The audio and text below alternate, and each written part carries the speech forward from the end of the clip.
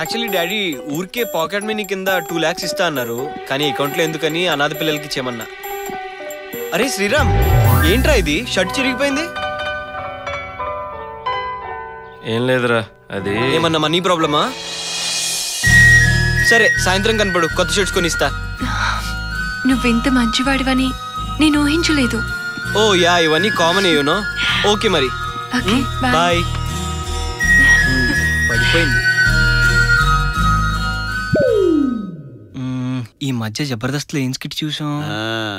వచ్చేవా నాయనా, తీసుకొచ్చేవా నాయనా? సార్ మీకు ఇవ్వాల్సిన డబ్బు.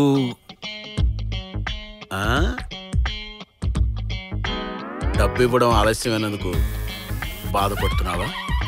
వద్దు, కష్టాలు కన్నీళ్లు మనకు కాకపోతే మహేష్ బాబుకి, చంద్రబాబుకి, మోహన్ బాబుకి, మన బాలయ్య బాబుకి, బాలయ్య బాబుకి వస్తాయా?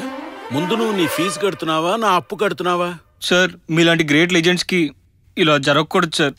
జరగకూడదంతే. కానీ విధి ఆడిన వింత నాటకంలో మనం పావులు అయ్యాం సార్, పావులు అయ్యాం.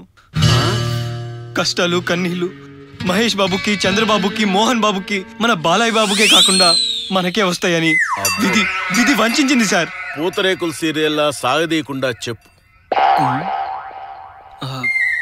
ఏం చెప్పమంటారు, ఎలా చెప్పమంటారు సార్?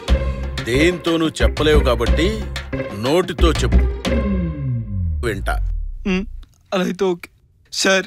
విషయాన్ని గుచ్చి గుచ్చి అడిగి నాకు నేను ఎందుకు సార్ పిండి చేస్తారు? ఇక్కడ యాక్షన్ చెయ్యి, ఓవర్ యాక్షన్ చెయ్యి. స్కిట్ తెలిసిపోయిందా ఏంటి?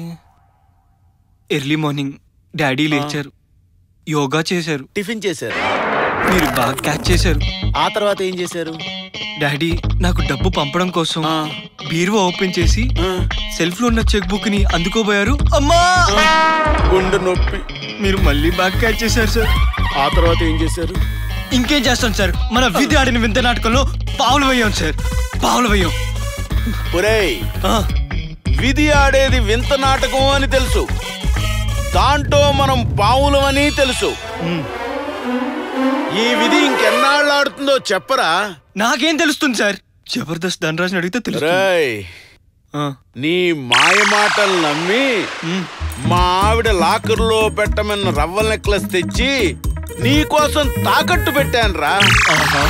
ఈ విషయం గనక మా ఆవిడికి తెలిస్తే నాకు వీర మోతే మోతరా.